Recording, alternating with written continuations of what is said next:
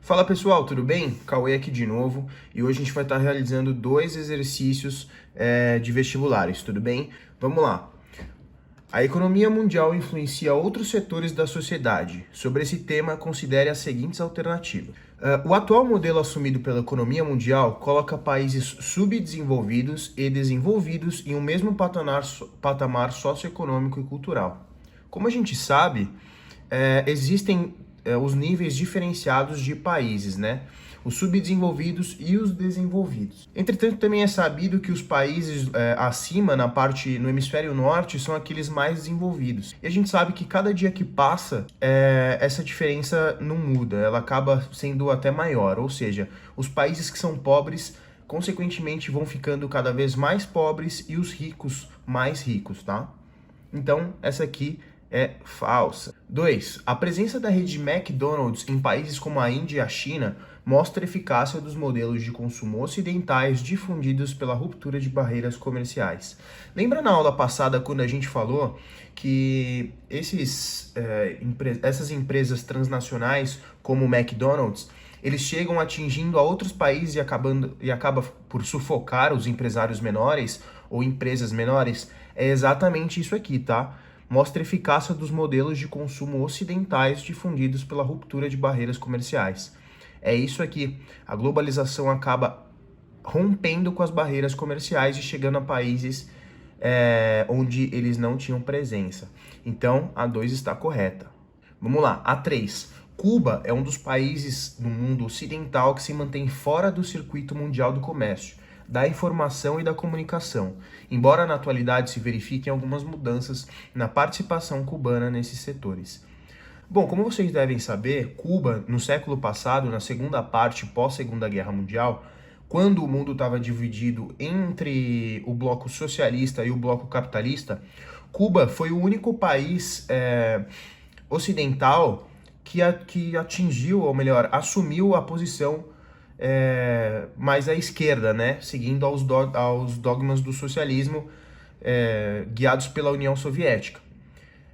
Com a crise dos mísseis, vocês vão aprender isso posteriormente, Cuba recebeu um embargo dos Estados Unidos, tá?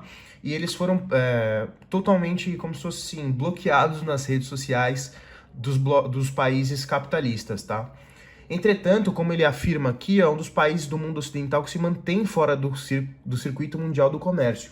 Ou seja, mesmo com o fim da União Soviética, Cuba continua por fora da rede mundial de informações, comércios e comunicação, tá? Entretanto, como ele fala aqui, algumas mudanças na participação cubana nesses setores. Eles acabam por ajudar na medicina, recebem também algumas tecnologias, tá?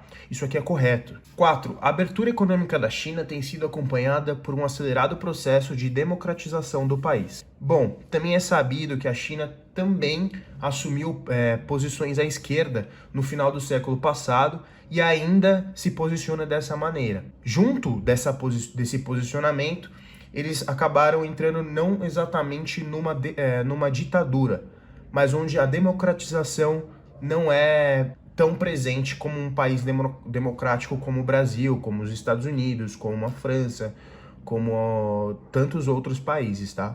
Não é conhecido como democracia. Portanto, nós temos a 2 e a 3 como alternativas corretas.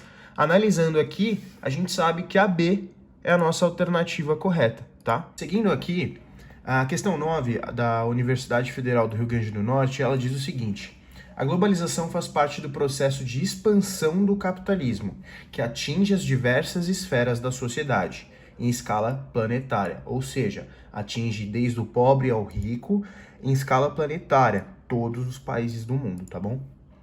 Ou melhor, a todos os países do mundo.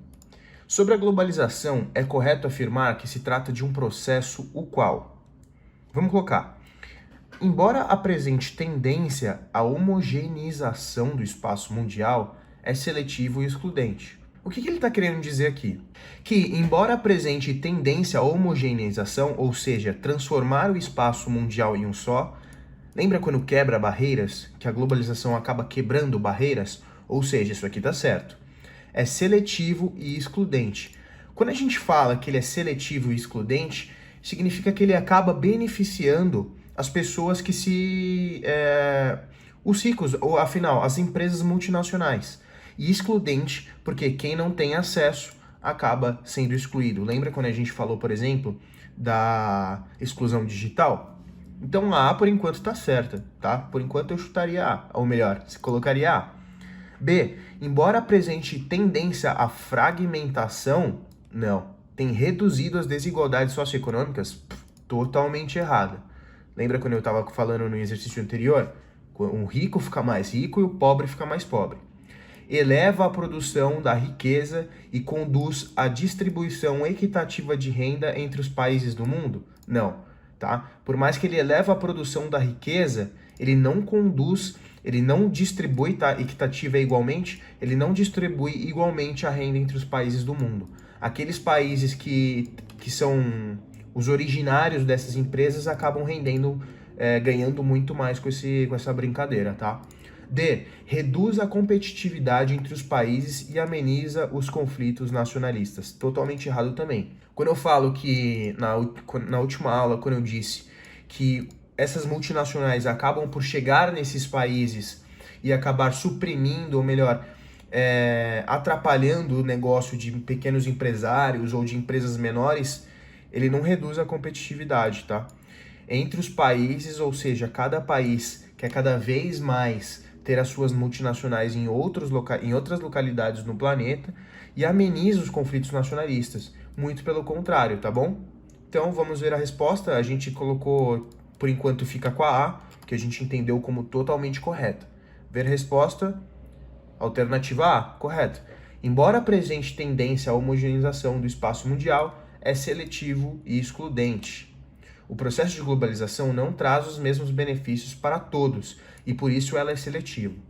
Apesar da abertura de fronteiras e da circulação de bens de consumo e culturais, o fato é que as periferias do mundo continuam excluídas do processo e assim a globalização é excludente. Ou seja, aquilo que a gente falou, o rico fica mais rico e o pobre das periferias do mundo, ou seja, os países pobres, continuam excluídos, continuam cada vez mais pobres. Beleza, galera? Espero que vocês tenham entendido, estudem bastante e até mais.